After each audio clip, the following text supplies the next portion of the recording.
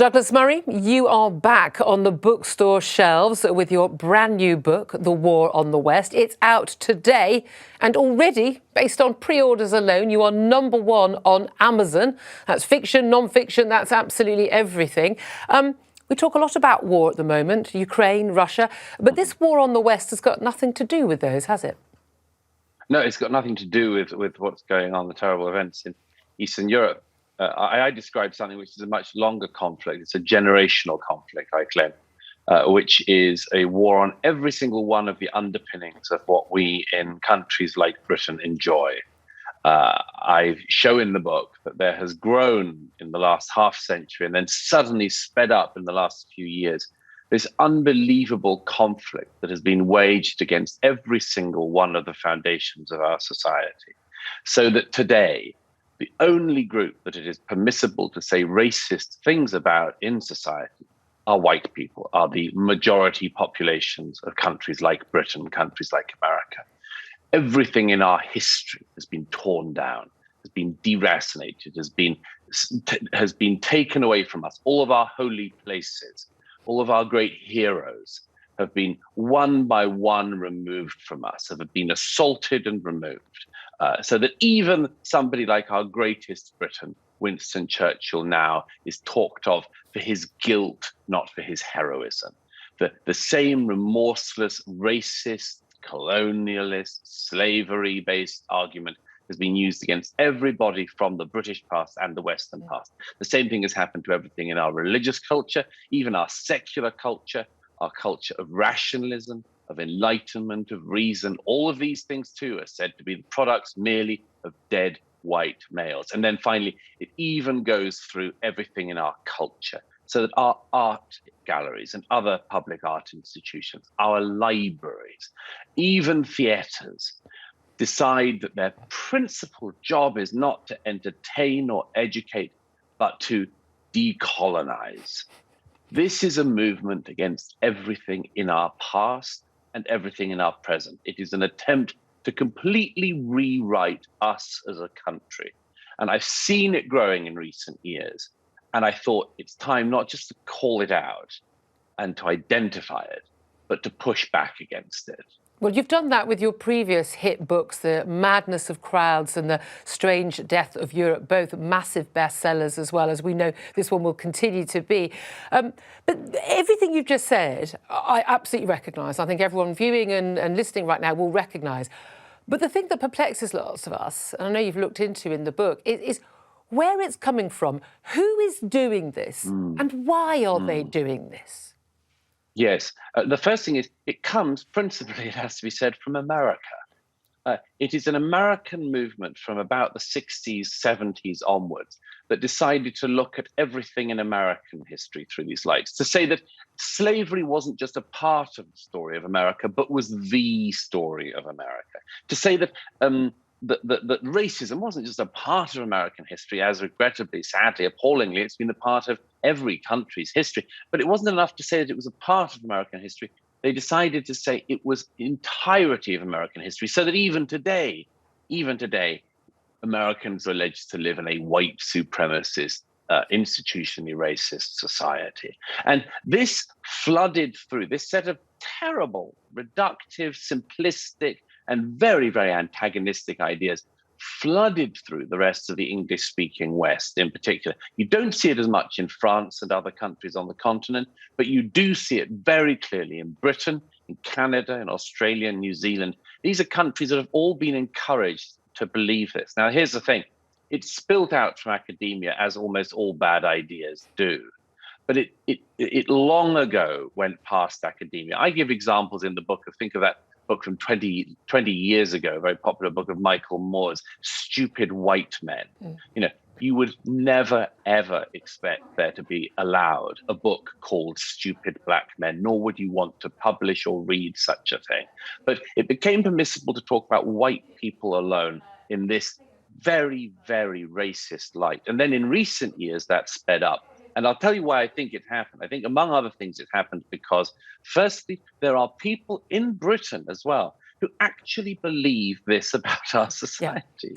They actually believe that we live in the most oppressive, patriarchal, cis-heteronormative, and crucially racist But this is societies the very imaginable. bizarre They've thing, never. isn't it? Because it seems to be supposedly the most educated, the most liberal, the most globally thinking, the sort of people who say they're a global citizen, not a Briton, who seem to think this. And I do wonder, have they never been abroad? Have they never read any books? Have they never seen any TV, read any articles about the rest of the world? It's very, very obvious to me that this, and you touch on this in the book at great length, is that it's very interesting that the countries that people most want to flee to from other parts of the world are the countries that apparently are so despicable and awful and terrible with the worst history.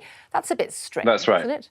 That's right. I mean, we know that we can't be what these new critics claim we are, because if we were, the world wouldn't want to be coming to us. It's important that we do talk about the things that went wrong in the past. That's how we learn. And we talk about slavery. There is nobody walking around in America, Britain, Canada, Australia was saying, yep, slavery, absolutely not a problem. Glad we did it. Of course not. It was an appalling abomination. But again, accepting that it was a bad thing, but that we were not the first empire to do it. We were probably the last empire to do it. It's still going on in large parts of the country, of the world right now. And we were the country that helped to end it. But this is never mentioned as part of this attack on the West. Right. There seems to be a presumption, Julia, on the part of the activists who are anti-Western, that they seem to be at the very kindest observation about a century out of date, at the very kindest estimation. I went through all the school curricula in the UK and the US. Slavery is one of the fundamental things that children are taught in education, in history, in all of our schools. Colonialism is taught in all of our schools. These are not hidden histories. It's not the case that the National Trust and Kew Garden and the Tate Gallery and all of our institutions have to decolonize our country because we're so ignorant and we've all been taught that the colonies were just great. It's not the case at all, at all. So the best thing you can say is that these people are wildly out of date. But here's the other thing. As you say, Julia, the remarkable thing about Britain, for instance, was not that we had slavery, as every society in history had up until that date.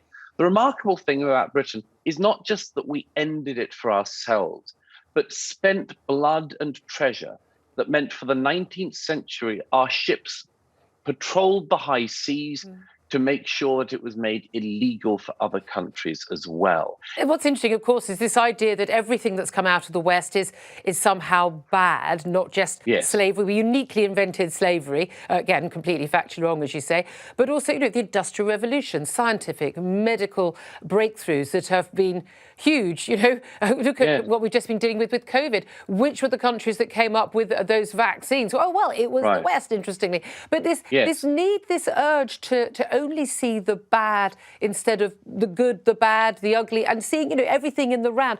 And yet they don't make the same judgments of other countries, other regimes, and other parts of the world. Why not?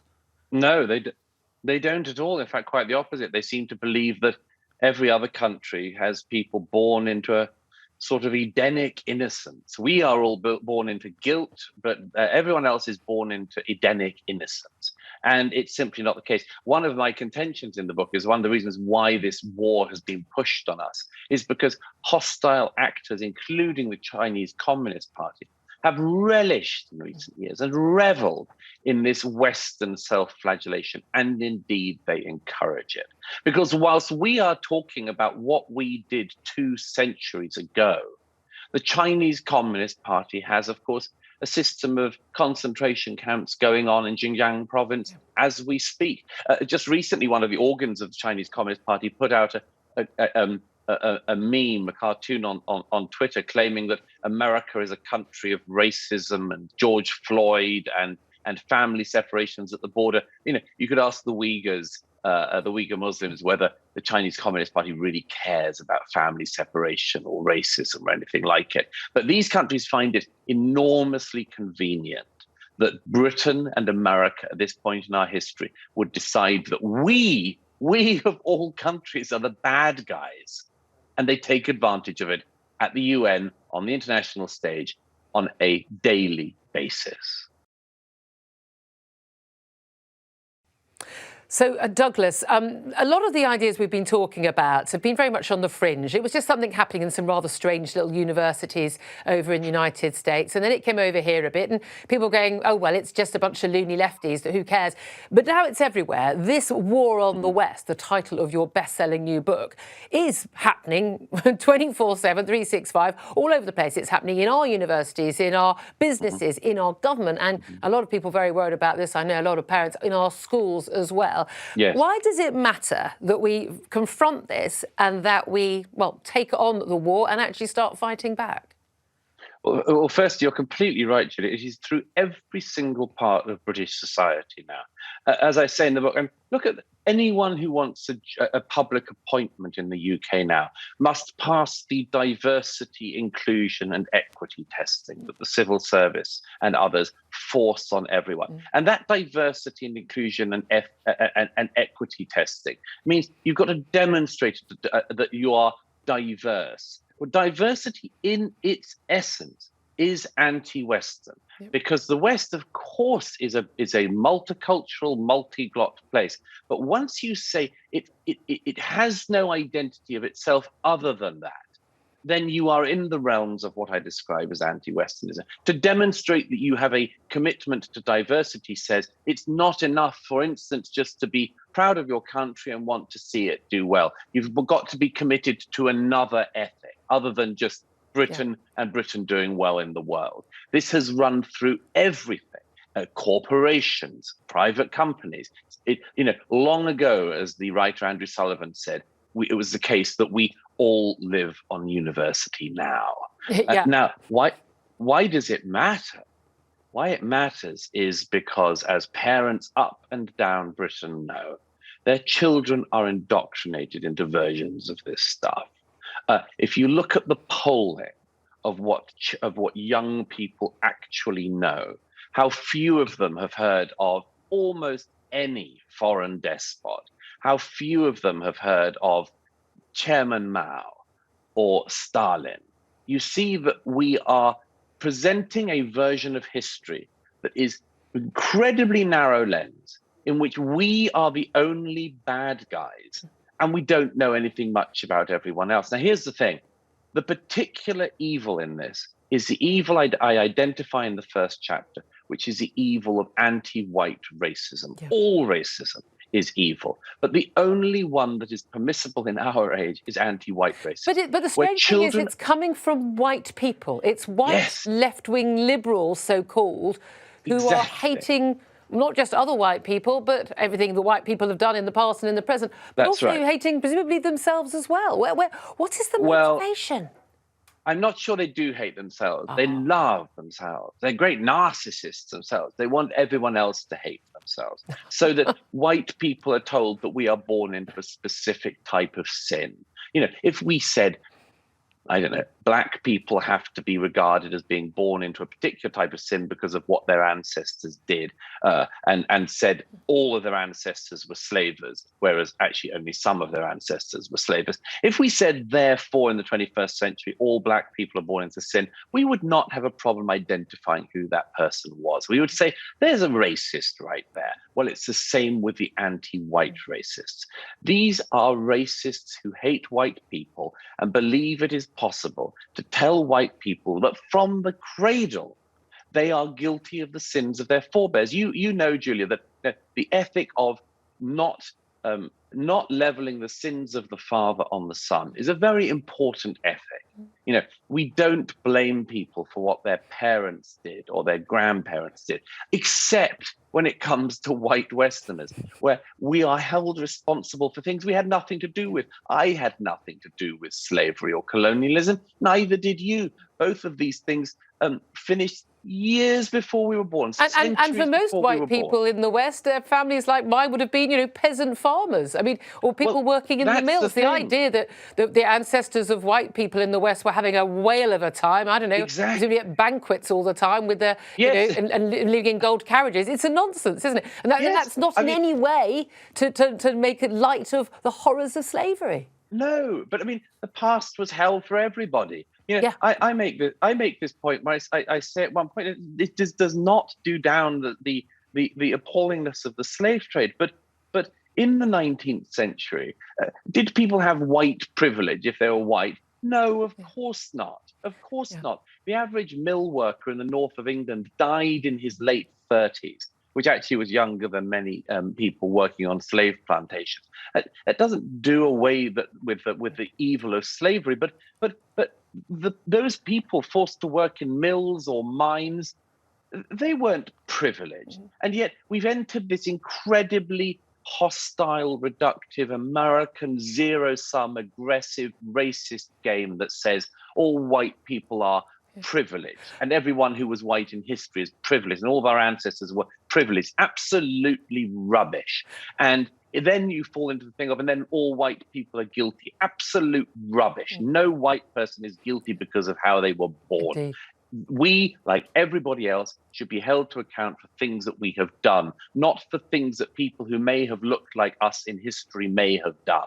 Indeed. And just briefly, finally, I mean, the thing that I find so interesting about this is people who have such a negative view of the world and of the present as well as of the past, because there has never been a better time to be alive. More people live longer, happier, healthier lives than ever before. And that is largely down to Western civilization. Yes, that's right. I give at the end of the book, a remorseless list of all of the things that the world owes the West. The scientific method, as you mentioned at the beginning. If you want a vaccine, if you want to try to find a cure for degenerative diseases or cancers, you don't go to the indigenous peoples of Australia or the First Nations peoples of America. You look for the people who are exercising the Western scientific method. And here's the thing, everybody in the world can use it. It's not there because it's white. It's there because it works. It's the same thing with so much more. And all of this is being attacked as if we have produced nothing, when in fact the West has produced more than anyone. And a final point, if I may, why we allow this assault on ourselves is one of the great mysteries to me, which I try to answer and say we've got to stop. When Sadiq Khan 2 years ago ordered a Robespierrean-style commission into what in London we are allowed to keep of our history and what we must replace, I say no. Apart from the fact that the people he put in it were all very, very unpleasant as far as I can see, anti-British, anti-Western activists. No, we will not have committees of hostile actors deciding what from our past we're allowed to remember and then shoving up a few banal things from the present to pretend that it's our past. Okay. We don't live in 1984. We're not prisoners of these people. We're not prisoners of our worst critics. We're free people who have the right to feel pride in our past and pride in our present and to do better things in the future. Douglas Murray, thank you very much. It's a great pleasure. Jeremy Kyle Live will absolutely be that. There'll be a lot of audience participation, which is going to be something very new. It's just going to be that background stuff that's opinionated but gives people a chance to be involved.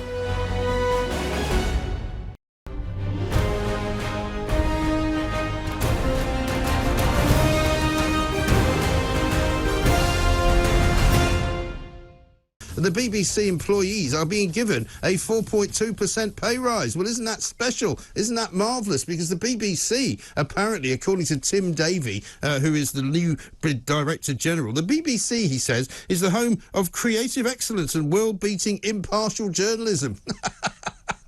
Yeah, that's a good one. Well said, Mr. Davie. Impartial journalism, it ain't. 6% of the people in this country think it's trustworthy.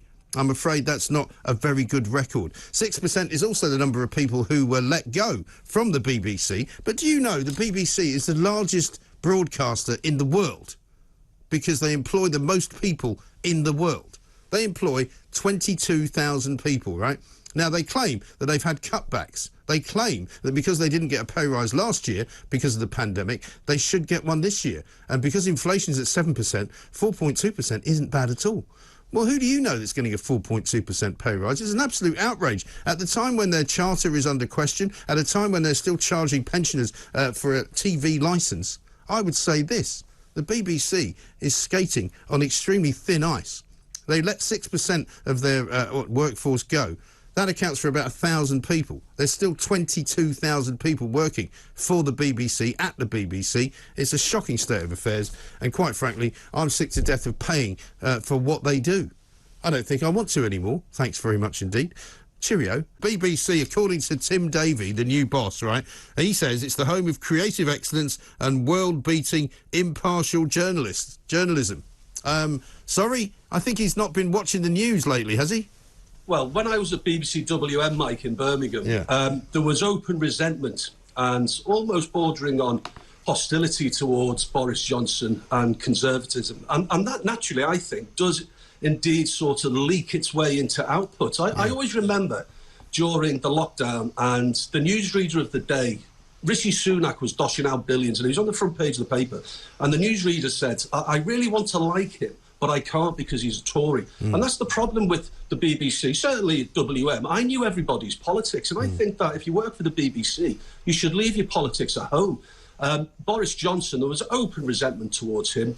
When the exit poll came out on 2019, there were journalists weeping in the office. I'm not kidding you. I came into work the next morning and I was told that there were people crying. Yeah. I was told, just going back to the impartiality, I opened my show on the day after the 82-seat majority and said it was a stunning result for the Tories. I was immediately told not to use the word stunning because it implies maybe some sort of editorial slant. And I was so incensed by this, I went to dictionary online, Googled stunning, and just copied and pasted it and sent it to my boss. And that was endemic. It was everywhere, Mike. No, clearly. I mean, I've spoken to so many people who, during, before and after the whole Brexit debate and the referendum, would be called in to go on to any questions or to the question time. And if you were from the Brexit party side of the argument, or a Tory MP who wanted to leave the European Union, you were literally treated like a leper. You know, they didn't want you to sit in the same room as them before the show. They didn't really want to talk to you. If there was a conversation, it was always very leery. And people genuinely thought that you were some kind of, you know, mad racist bigot. And I've been told this personally by people that I know. Yeah. Regularly callers who had a Brexity opinion wouldn't be allowed on air because it was bordering on.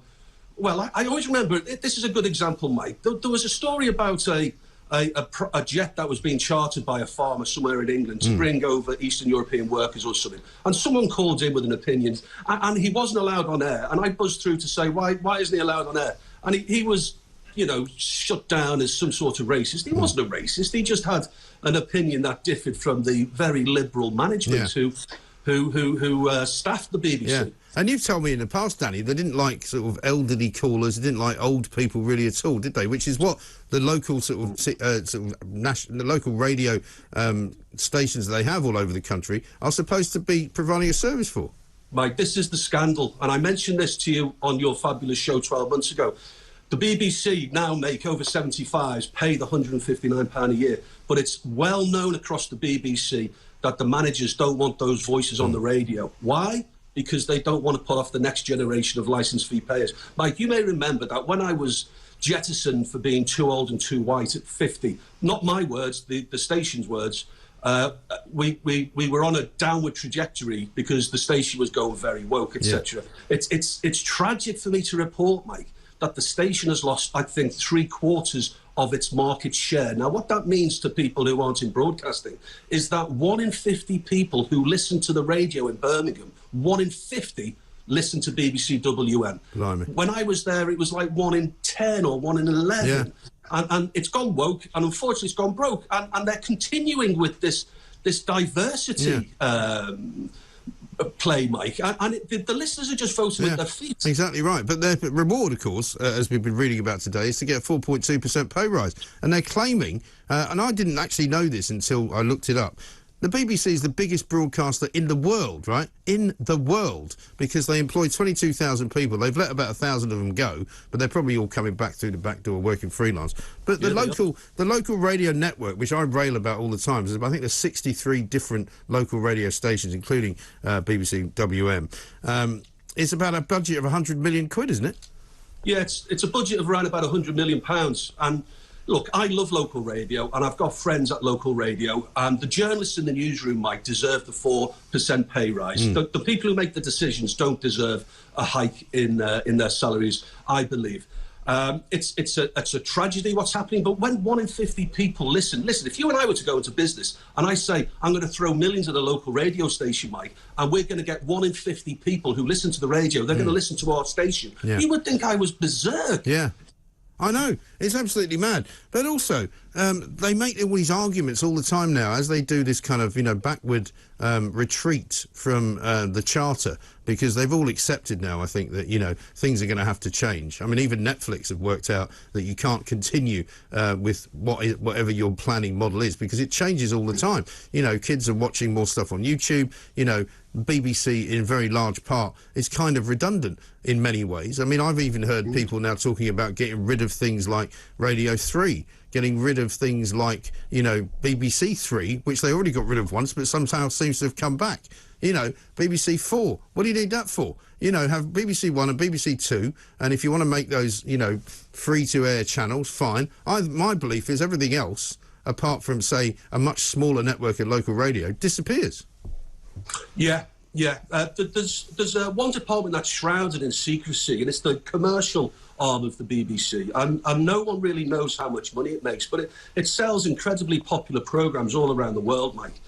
It's shrouded in secrecy, and I'd love to know exactly how many billions they had in the coffers. It's really peculiar, though, Mike, because I take you back to your earlier question about the future funding of the BBC. I'm passionate about radio. I love your radio station. The tragedy is I hear my old callers phoning you, and it's galling. Really? It's galling, Mike, because they don't want to be exposed to the very diverse, progressive... Yeah.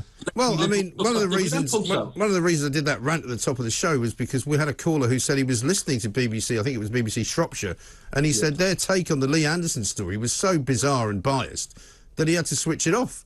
Because, they're making out that something that actually isn't true. They followed the Daily Mirror line, which is that, he's an evil Tory and he thinks poor people have only got themselves to blame. None of which he actually said. No, I remember driving into work, Mike. Do you remember when Brexit was caught up in a traffic jam? I do remember it very well. The loggerheads. And I remember driving in, and the news was pumping out at the time very one-sided partisan reporting of, for example, the CBI saying that if we leave the European Union, the clouds are going to collapse and pet dogs are going to die. Because we can't get all of that sort of baloney. But it was never balanced by somebody saying, however, the Brexit party say that's a load of rubbish. Yeah. And that was saturating the BBC. It was, absolutely right. Well, listen, Danny, good to see you. We'll get you on again soon. These bozos should not be getting a pay rise. I think it should be blocked. If the prison minister can actually stop Belfield getting married, maybe, just maybe, we could stop this pay rise going to these oiks at the BBC. We've been talking about Just a Hall for quite a long time. We've been saying that sooner or later something bad will happen. Today something bad did happen. Luckily it wasn't actually a deadly incident, but 2 lorries crashed into each other because of a rolling roadblock put in place by the police because of these people clambering up a whole selection of different gantries on the M25. The police seem incapable of stopping them. This is going to end badly, isn't it? Well, we're a free society and you can protest, but this is totally, utterly irresponsible. Yeah. They say that they'll have no future. The people on the M25 will have no future. And sooner or later, did these people realise what pile-up on the M25 or any motorway could look like? Do you realise that 30 or 40 people have been killed in these pile-ups in a bad one? Yes. Utterly, utterly irresponsible. Yeah. It's not proper protesting. It is verging on what you're talking about. And I'm worried that if the police don't deal with it, the public will. Yes. The Terrorism Act of 2000, and I had a call this morning from a friend of mine who knows a bit about this sort of thing. The Terrorism Act of 2000 defines terrorism both in and outside of the United Kingdom as the use of or threat of one or more of the actions listed below. Now let's have a look at the actions that they say represent terrorism. 1, serious violence against a person, yes. Serious damage to property, yes. Endangering a person's life, other than that of the person committing the action, yes. Yeah. Creating a serious risk to the health or safety of the public or a section of the public, yes. Action designed to seriously interfere with or seriously to disrupt an electronic system. That's it. All of those qualify these people as terrorists. You step over a line. You step over a line as soon as you put yourself on a carriageway. Yeah. You put people in danger. It's utterly irresponsible. Yes. What's astonishing about these people is that they think they're moral doing this. Yeah. And it's them against society. Ordinary people. That policeman, who I gather a policeman has been in on motorbike today. You know, he got up in the morning. They have to face his family. He got up in good faith to do a job for the public, and they've caused an accident. It's just they're utterly childish. Yeah. It's astonishing. Well, they used to sit on the motorway, if you remember. I mean, there was a time when they glued themselves to the M25, which was equally as dangerous because they could have caused a pile-up then, because car drivers could either have run them over or been hit up the back end by screeching to a halt. Now they're climbing up on these gantries and causing the same problems. It's just ridiculous. But there's so many of them, William. This is what troubles me as well. I've spoken before about this woman in California who's a descendant of the Getty oil barons, who's got bucket loads of money and has gone mad, basically, and gone rogue. She is donating millions and millions of pounds to these climate protesters all over the world. And so they're being bankrolled. So they can afford to do this, because you do wonder sometimes, if there's been 600 odd arrests, those are not necessarily all just, one arrest, one person, but there's hundreds of these people because they're being paid. There are hundreds. It's a job. There are hundreds, but it's them against society. I mean, if how big is society? How big is the police force? I gather there are 150 core activists that would do this type of thing, and I think society is big enough to deal with them, and it must deal with them. They shouldn't have to wait. I criticise this government a lot. They have to wait for a crisis before dealing with it. If you're stopping motorways, you're doing something extremely dangerous. I hate to see people, even in the cities, people stopping roads in London, and the police are watching them, and the public are having to deal with it. And the police should lift them immediately and arrest them, put them in jail. Also, we now know that their main aim in life is to continue to disrupt, right? And they managed to arrest a few people the other day before they did anything, because they had already figured out that there was a conspiracy and a plot to do some kind of criminal damage. So surely, on the basis that they know that as soon as they let them go, they're going to go and do it again, they can just rearrest them. Don't let them go. There's got to be some charge. This is a serious thing. Blocking a motorway is a serious matter. Well, under the Terrorism Act, they can be 28 days withheld or held for 28 days without even a charge. So I think that's what we start doing. We just start locking them up and build special detention centres for Just Stop Oil. Perhaps we should, but I'll ask you a question. Where are these protesters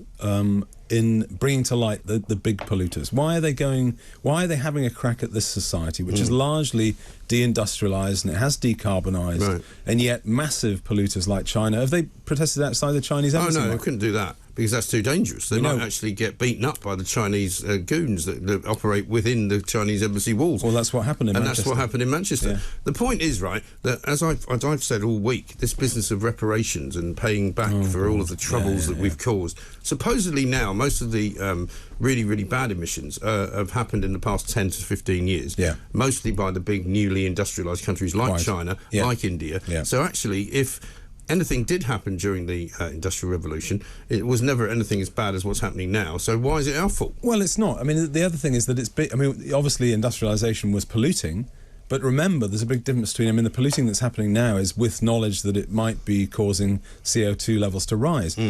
James Watt and George Stephenson didn't know that. Right. You can hardly blame them for that. So I don't buy that. I think the people that argue for reparations, that's just part of a bigger sort of anti-Western campaign. And a lot of people say, well... But our government falls for it, though. Well, they shouldn't. They're not backing this society. Their job is to look after us, not to shell out money, not to look good after dinner parties. Exactly. Well, I've argued many a time, Mike, but that's the same reason they don't deal with the migrant crisis. Because as middle class people, they don't want to have a view that seems to be sort of low status. Yes. And I'm afraid having a secure border is terribly old fashioned, and you can't say these things. But that's what the public want. Yeah, the public do want it, and the public deserve to be given what they were promised at the election, aren't they? I mean, aren't they entitled to actually say, look, we want our borders secure. We don't want people coming here in their thousands who are not entitled to be here, but who also not only are being given free accommodation, but might actually get compensation because we didn't treat them very well. Yeah. No, of course. Really? But the public ought to wise up, and anything that they read in one of the big parties' manifestos should be dealt with a degree of scepticism. I mean, the Tories have done this at every election for 20 or 30 years and have done nothing about it. So I just wouldn't believe them, frankly. I would urge people to stop voting for these moribund parties. Once you've listened to that explanation, you can't do anything but agree with me, right? Well, I completely disagree with you. And you, as always, your argument is, I'm right because I'm always right. Well, unfortunately, it happens to be the case. Yeah, you see what I mean? Being right all the time is difficult. I can do it. You're wrong. Do you want to have a drink? Yeah. We don't always share the same view, but we can still share a drink. All opinions welcome at TalkTV, the home of common sense.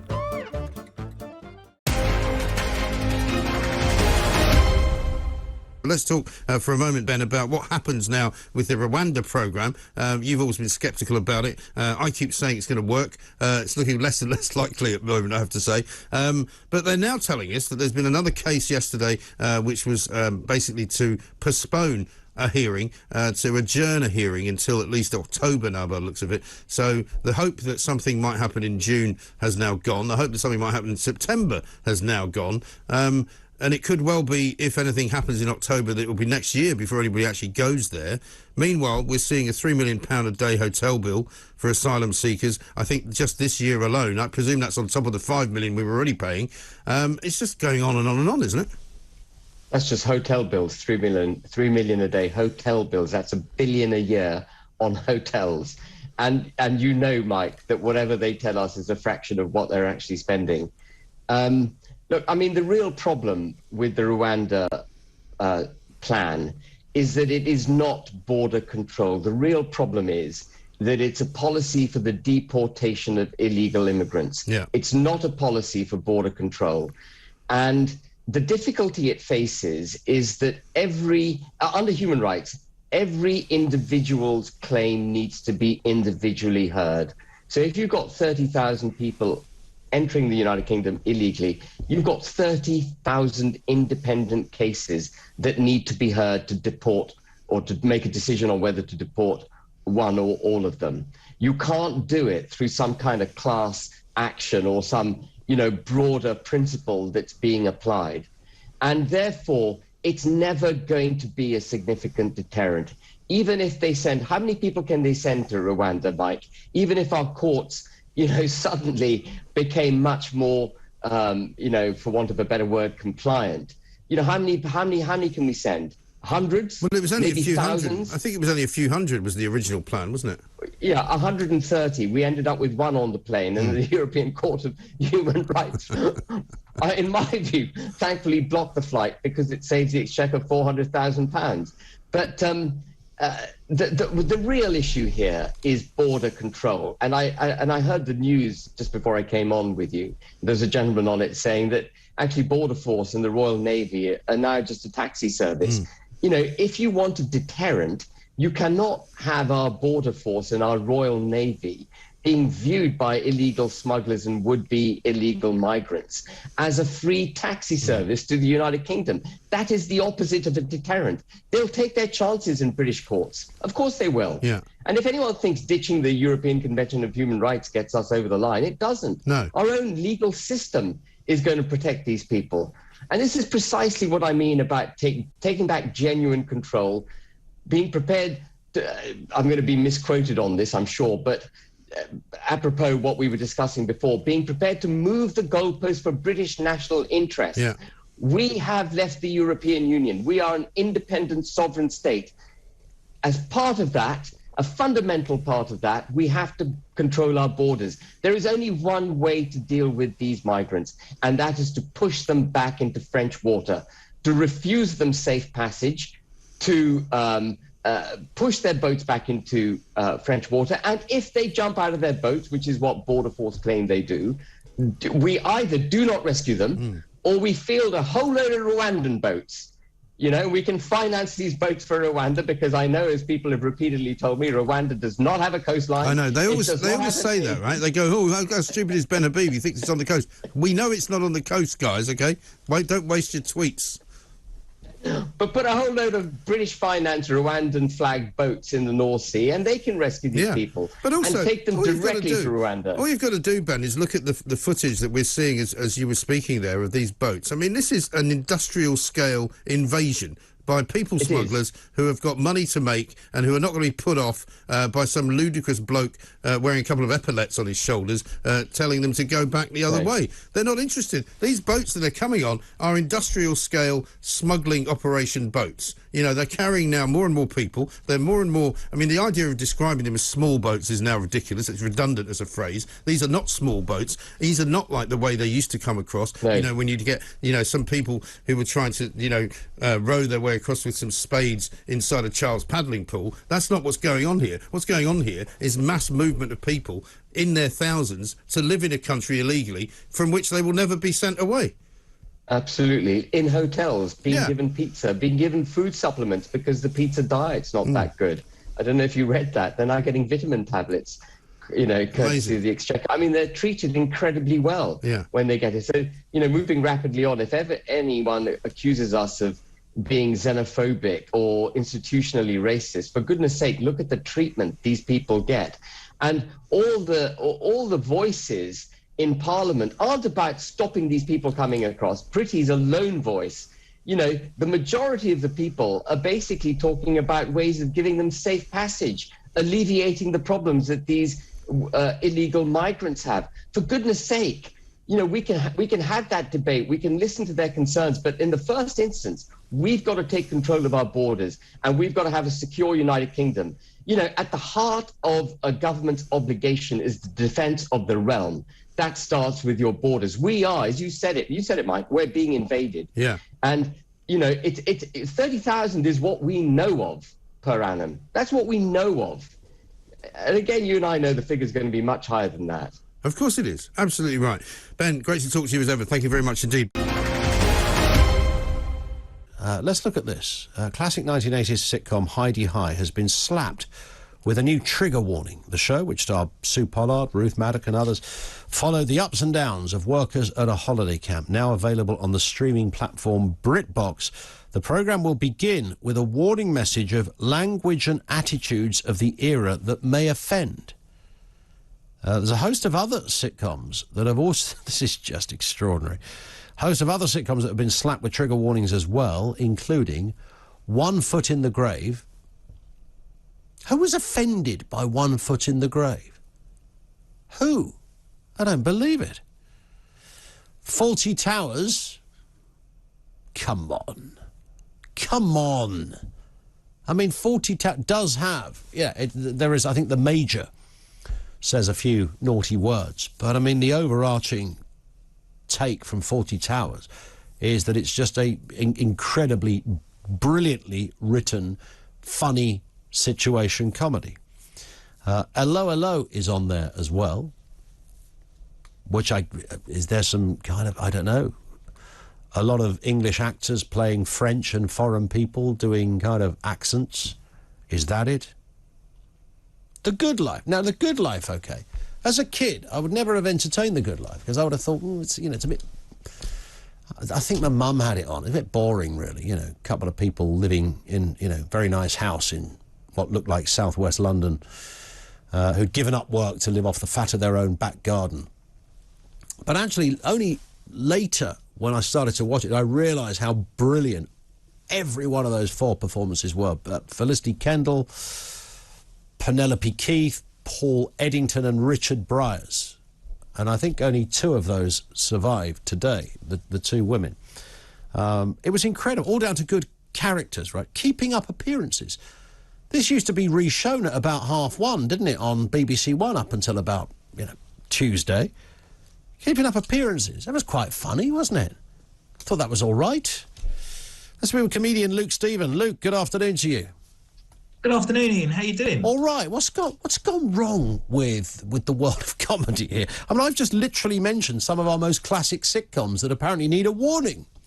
It's very strange. I can only assume BritBox have made a mistake and they don't really know what these shows are. Yeah. Like the Heidi High one, I watched a load of clips today, trying my hardest to find something offensive in this show, and there is nothing. It's such a broad comedy with a laughter track. It's a really well crafted sitcom. It was a beautiful sitcom, wasn't it? It's so well thought out. You know, you've got a Mr. Partridge who is a musical star reduced to doing Punch and Judy shows for children he hates. That is a funny dynamic. Correct. That's hilarious. You've got rather trained actresses with a love affair for the owner. She's trying to get with him. All these people hate doing what they're doing. You've got a maid who aspires to be this yellow coat. It's a perfect situation comedy. It ran for, I think, 7 years in the 80s. Yeah, that sounds about right. So broad, laughter track. It's hilarious. There's no one. I don't know who's offended by that show. And also, I mean, my reading of, I mean, you could say, 40 Towers or One Foot in the Grave or more. I mentioned The Good Life, which didn't appeal to me as a kid. No. But the Heidi High was a family show, right? I mean, it was aimed at anybody could watch it. They showed it on Sunday evenings. Correct, yeah. On God's Day. There was nothing offensive on that day in the 80s. No. It was a big primetime viewing. I think they re-showed it again in 2015. It's just, if you are putting a trigger warning on this, you will need to put trigger warnings on Miranda in 40 years' time. Yeah, for maybe very different reasons, but that's another thing. I've watched that show a few times. It makes me laugh. I can't help it. It's silly. It's funny. Like, laughter's an involuntary reaction. It does make me laugh, that show. I know I should be liking things that are edgy, but that program just makes me laugh. I can't. And there's nothing wrong with that, is there? I mean, I think people who are serious about liking comedy will invariably enjoy a kind of broad buffet of choices. I can watch, I don't know, stuff that's written by Chris Morris and think it's the most fabulously, intellectually well thought out, beautifully constructed comedy. But equally, I'm happy to sit and watch Only Fools and Horses, which is still, one of the best ever written sitcoms, along with things like Heidi High. Yeah, well, that's the thing. We can't all like everything, but it's again, I just think comedy again is treated to the strangest standard ever. A trigger warning on comedies, I just find it really bizarre. You don't have trigger warnings on dramas that tackles really serious, hard issues and subjects and things like this.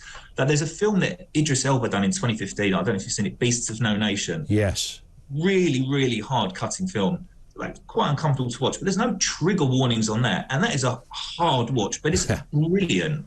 But a comedy show, trigger warnings, you might understand what it is. We don't think you're as smart as we are, and you can't understand the irony and the lines in this comedy. And what's funny about it as well, Luke, is that this is BritBox, so people have already paid a subscription for this, and one assumes that part of the thinking might be that you want to rewatch a load of old sitcoms like 40 Towers, Hello, Hello, Heidi High.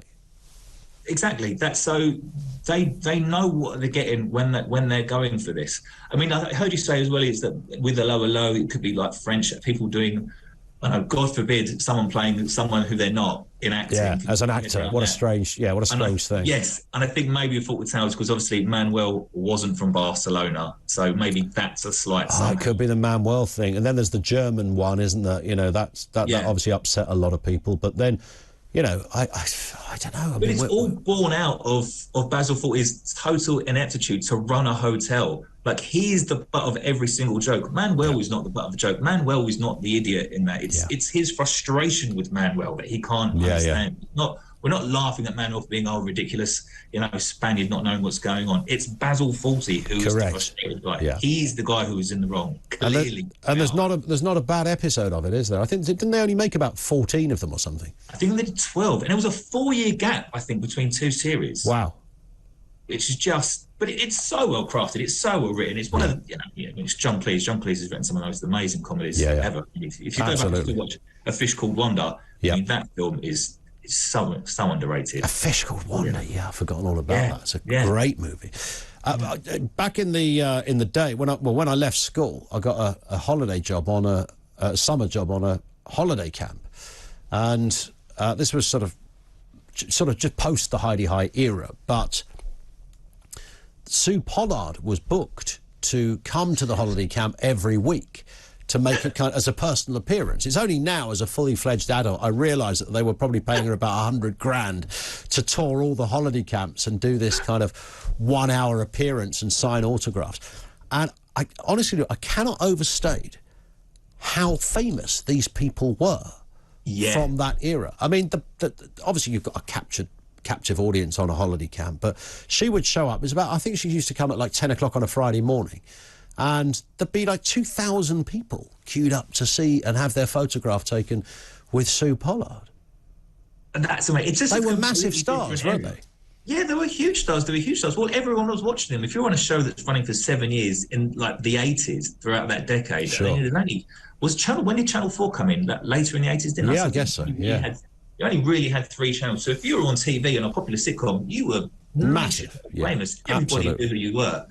But I kind of like the fact of it being on BritBox and Sue Pollard still getting syndicate money from it. She's still living off this show. I mean, that'd be amazing. Yeah. I hope she did the right. Yeah, there was no what they call a buyout, as you know, and she was, she's still able to get the repeats on that because I'm sure. I think John Inman did quite well out of Are You Being Served, didn't he? Which went like great guns in America for some reason.